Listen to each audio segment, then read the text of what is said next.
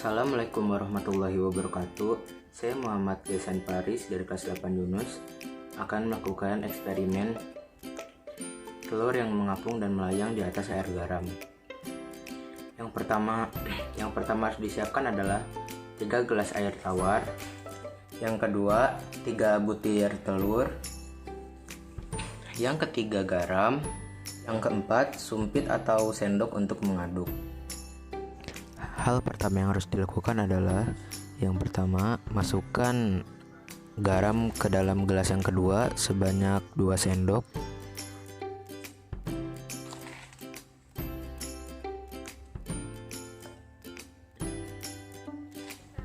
Lalu masukkan garam ke gelas yang ketiga sebanyak 3 sendok.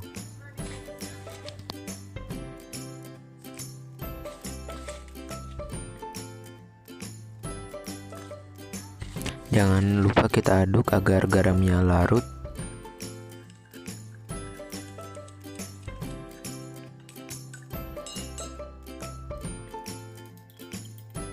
Oke, sekarang masukkan 1 butir telur ke dalam gelas yang tidak berisi larutan garam. Dan gelas yang saya kasih 2 sendok garam, gelas kedua. Dan gelas ketiga saya kasih tadi 3 sendok garam. Bisa kita lihat gelas yang tidak dikasih garam telurnya tenggelam. Gelas yang kedua dikasih 2 sendok garam telurnya melayang. Dan yang gelas ketiga saya kasih 3 sendok garam telurnya mengapung. Ya, mengapa telur yang di gelas pertama tenggelam? Dan kenapa telur yang dimasukkan di dalam gelas yang kedua bisa melayang? Dan juga kenapa telur yang dimasukkan ke dalam gelas ketiga bisa mengambang? Mari kita bahas. Tenggelam ketika sebuah telur dimasukkan ke air tawar dan dia akan jatuh sampai ke dasar. Kenapa? Karena massa jenis telur lebih berat daripada massa jenis air. Ya, di gelas kedua melayang. Mengapa bisa?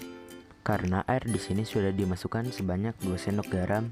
Jadi massa jenis telur dan massa jenis air sama.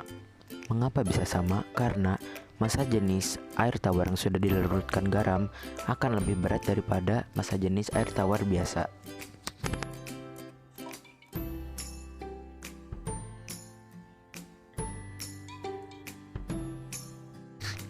Lanjut, gelas ketiga mengapung ketika telur berada di permukaan air.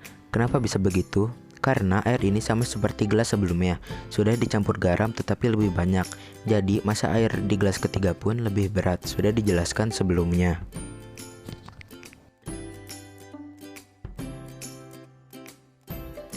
Jadi kesimpulannya bahwa gelas pertama massa jenis airnya lebih kecil daripada massa jenis telur.